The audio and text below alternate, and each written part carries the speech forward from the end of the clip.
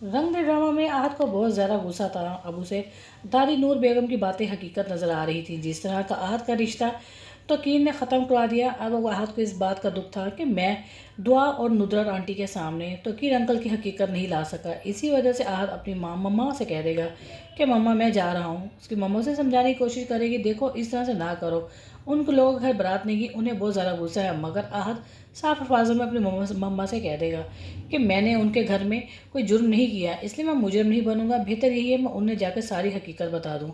इसी हकीकत को खोलने के लिए दुआ और नुदरत के सामने जैसे ही आहत जाएगा, वहीं पर आहत का बगैर सुने उसके मुंह पर थप्पड़ मार देगी।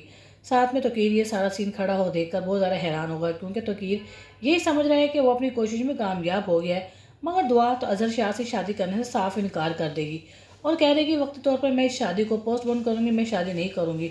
दूसरी तरफ आहत अपनी इस कोशिश में कामयाब हो रहा है कि वो तोकीर की हकीकत दुआ के सामने ले आएगा। जब तोकीर देखेगा कि दुआ ने अजहर शाह से शादी करने से इनकार कर दिया है, इसी वजह से दुआ को ज़बरदस्ती उठाकर अजहर शाह की हवेली में छोड़ आएगा। नुसरत को इस बात का जब पता चलेगा कि तोकीर ने ये सब कुछ दुआ के साथ उसकी बेटी के साथ किया है, तो नुसरत अब तोकीर के सामने आ जाएगी और उसे आहत की बातें अब सच लगने लगेगी और इस बात का यकीन हो जाएगा कि उसकी अम्मी नूर बेगम को भी तोकीर ने ही मारा है। और शायद अम्मी जाने के टाइम ये सही कह कर गई हैं कि मेरी बेटी को तोकीर के हाथों में ना देना। इसी वजह से आहत कोशिश कर रहा था कि दुआ का हाथ अजहर शाह के हाथ ना आए। अब तो आहत कोशिश करेगा नुसरत के साथ मिलकर और दुआ को अजहर शाह के जंगल से छुड़ा लाएगा।